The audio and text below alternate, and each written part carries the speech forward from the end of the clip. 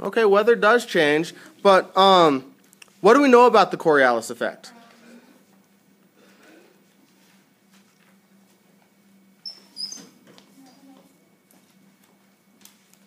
So Josue, what can you add about the Coriolis effect? Isn't it like when the Earth, I don't know how to explain it, like shifts kind of?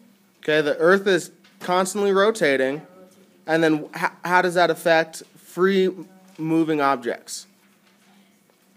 What do you mean?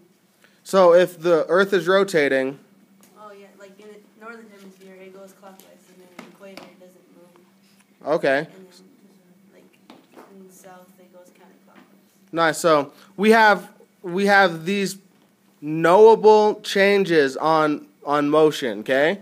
So how would we use that knowledge to understand weather changes? What do you think, Nora?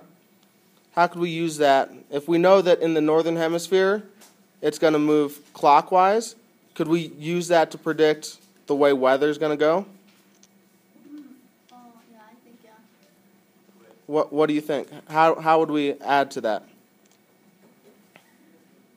What do you mean? So if we have a tornado that's starting in Nebraska, and a tornado is what? Just a huge thing of spiraling air, right?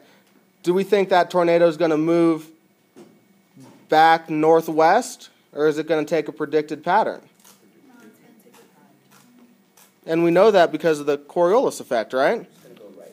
Okay, so we can use what we know about that to predict weather patterns, right? Okay, what other questions do we got, ladies?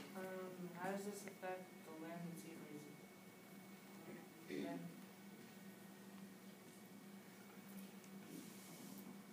Yeah, you do. Well, first let's talk about what happens on land and sea breezes. Tell me about that, Ben. The land and sea breezes. What do we know about those?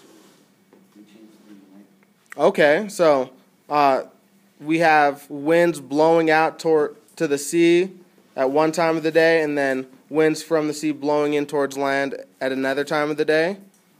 So it all depends on what time of the day it is with the directions of the winds, right?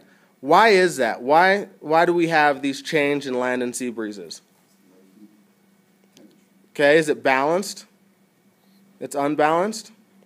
Okay. Does it move from low pressure or high pressure?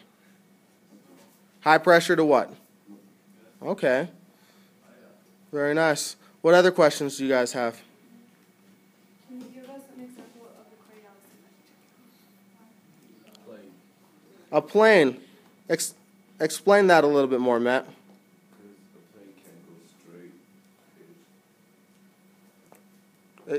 It's not going to go straight? Which way is it going to go? You don't know? Help him out, Ronnie. Which way is it going to go if it's not going to go straight? Huh? Okay, so it's going to get pushed south, or that'd be clockwise, right? So when we're looking at, if we're taking a flight, we sort of have to take that into effect with our flight pattern, right? What's another example that we have of the Coriolis effect? Navarrete.